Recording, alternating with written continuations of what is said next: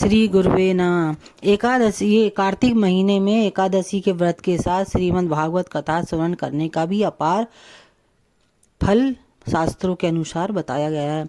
जब परीक्षित जी को भागवत कथा सुनते सुनते 6 दिन बीत गए, तब सुखदेव जी ने देखा कि परीक्षित के मन में अभी भी मृत्यु का भय है।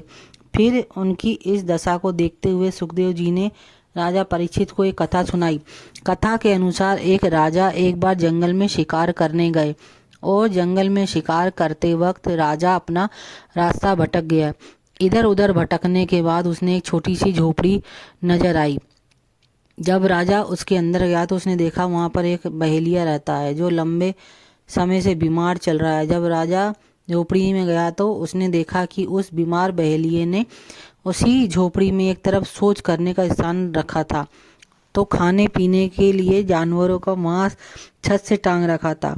उस छोटी झोपड़ी में ये सब चीज़ों की वजह से वो झोपड़ी दुर्गंध से भरी हुई थी, लेकिन राजा के पास कोई दूसरा रास्ता न होने की वजह से राजा ने उस बहेलिये से उस झोपड़ी में रुकने के लिए निवेदन किया। इस बात पर बहेलिया बोला कि मैं हमेशा से भटकते हुए राहगीरों को अपनी झोपड़ी में पनाह देता हूँ, लेकिन जब दूसरे दिन सुबह होती है तो कोई यहाँ से जाना नहीं चाहता और यहीं रुकने की जिद करने लगता है। अब मैं बार बार इस झंझट में नहीं पड़ना चाहता, तो मैं आपको अपनी झोपड़ी में रुकने नहीं दे सकता। यह सुनकर राजा थोड़े अचंभित हुए और फिर बोले कि मैं आपको वचन देता हूँ कि मैं ऐसा नहीं करूँगा। और सुबह प्रातः होते ही अपने घर के लिए निकल जाऊंगा। तो राजा इस बात पर बीमार बहेलिया राजा का भरोसा कर उसको रुकने के लिए देता है।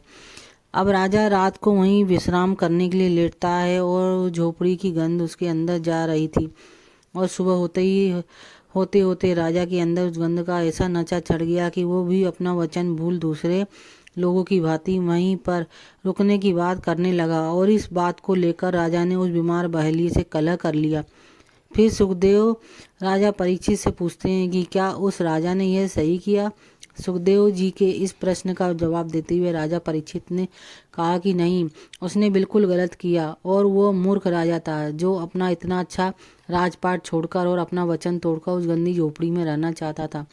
क्या आप बता सकते हैं वो हो कौन था राजा? तब सुखदेव जी ने कहा, वो राजा कोई वो नहीं, स्वयं तुम ही हो राजन, जो कि इस मलमूत्र से भरे झोपड़ी यानी इस शरीर में रहना चाहते हो। जब कि तुम्हारी आत्मा का इस शरीर में रहने का समय समाप्त हो गया है, तब भी तुम उसके ही शोक में पड़े हुए हो। और फिर सुखदेव जी पूछते हैं कि क्या अब भी मरने का शोक करना सही है?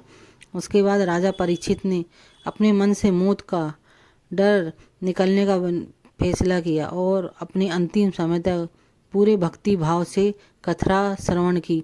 अतः संसारिकता को त्याग कर भगवान में सच्ची लगन लगाने के कारण उन्हें मोक्ष की प्राप्ति हुई। बोलो श्री वृंदावन बिहारी लाल की जय।